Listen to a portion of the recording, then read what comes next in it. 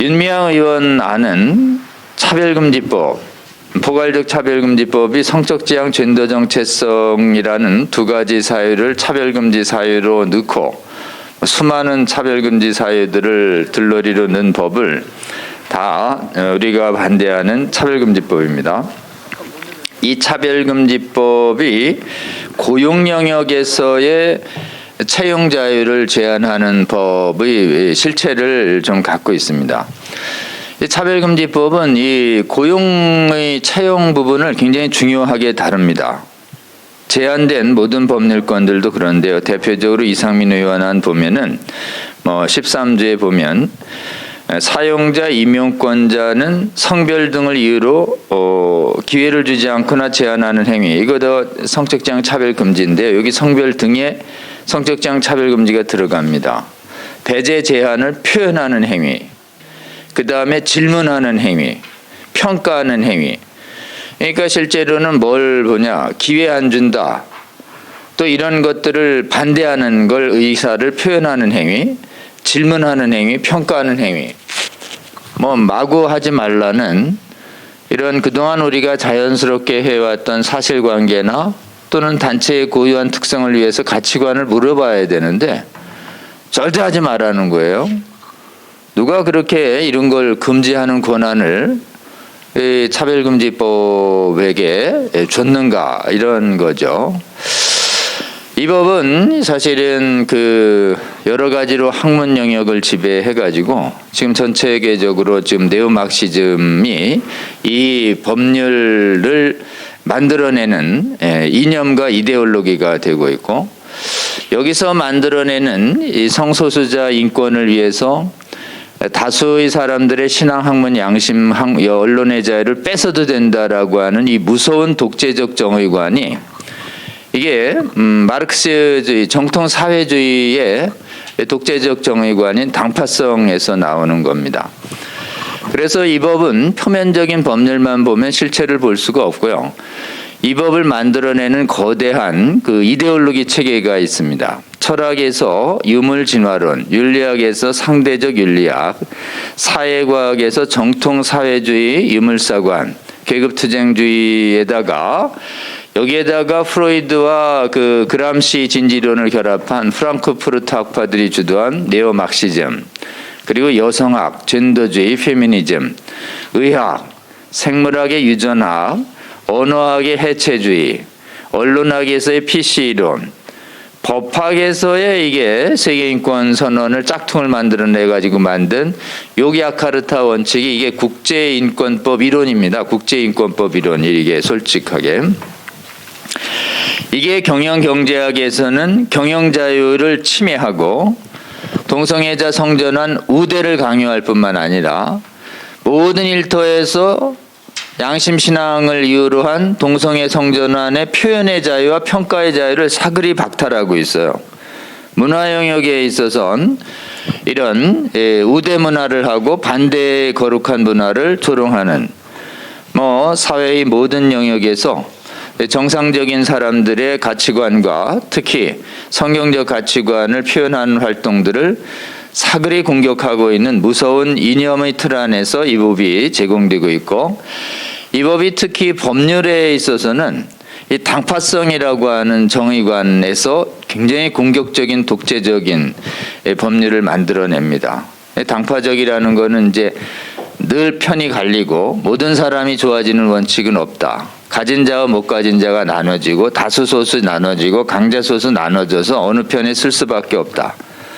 이런 게 마르크스하고 레닌의 원칙인데, 실제로는 근대 법학의 올바른 법률관은 모든 사람이 좋아질 수 있다. 모든 사람은 법을 지켜야 한다. 법 앞에서 가진 자, 못 가진 자, 지배자, 피지배자 차별이 없다. 이런 공정한 정의관을 가지고 있거든요.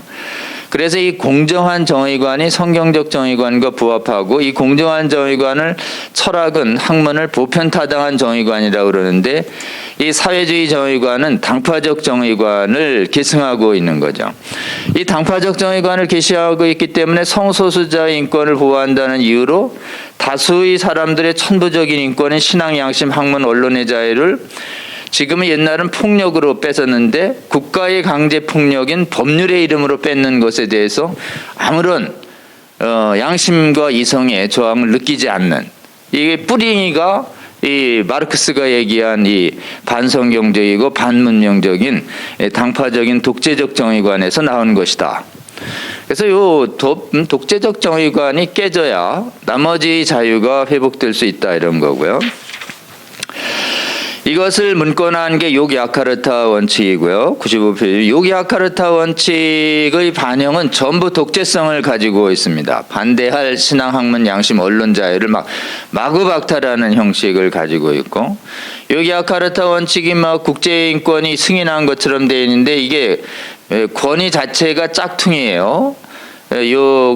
야카르타라는 인도네시아 도시의 가자마다 대학에서 2006년 만들어서 지들이 그냥 제네바의 유엔 인권사무소 앞에서 그냥 기자회견 한 거 가지고 이게 세계 인권이다 이래가지고 다 지켜라 막 난리법석을 쳐가지고 지켜야 되나 보다, 이렇게 이제 국가들이 막 속아 넘어가고 있는 이런 부분인데, 유엔 총회에서 이제 이들이 어디까지 장악했냐면 인권위원회와 유엔의 규약위원회는 장악했습니다. 그러나 인권위원회나 사회권규약위원회가 장악된다고 유엔 전체 의사결정을 장악하는 게 아니고, 유엔 전체 의사결정은 총회에서 통과돼야 되는데 총회에서는 이 견해가 명백히 거부됐습니다.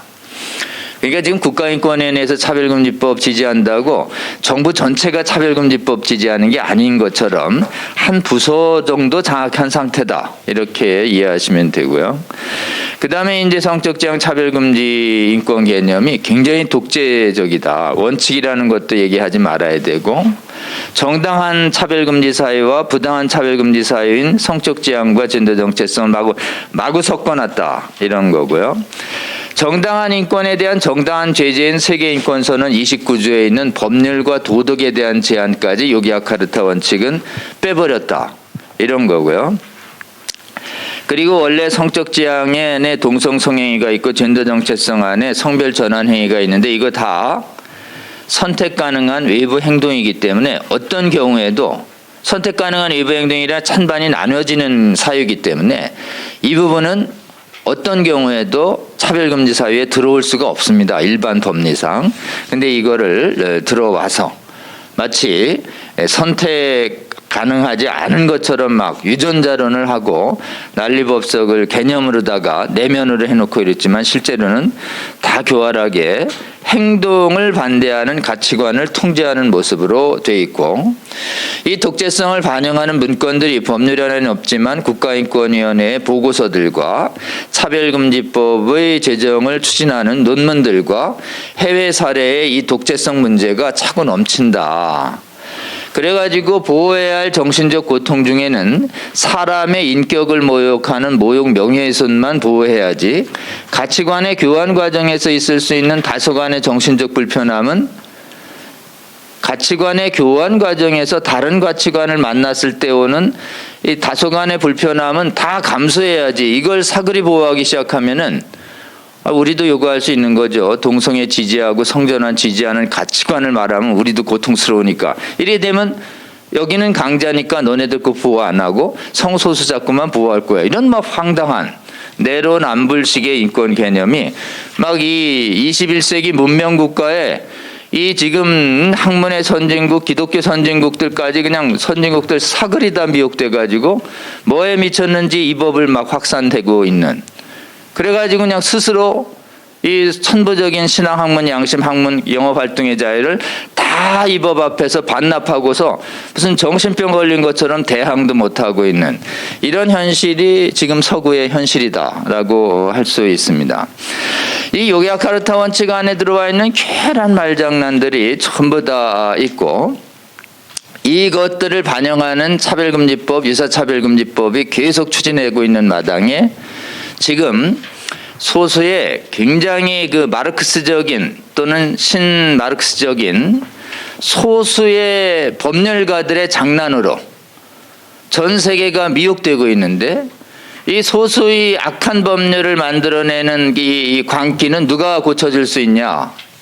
법률가들이 잘못 법 만들면 경영 경제학적으로 사회가 엉망이 됩니다.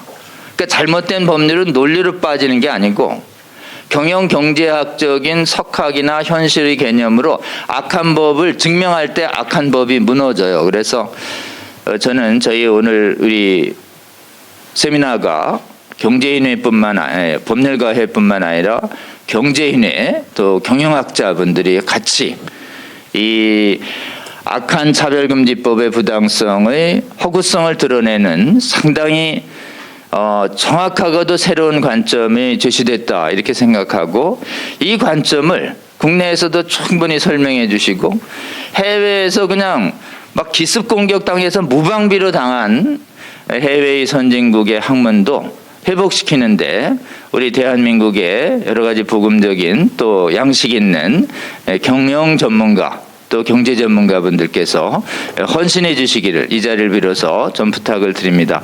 오늘 귀한 자리 마련해 주셔서 감사합니다. 고맙습니다.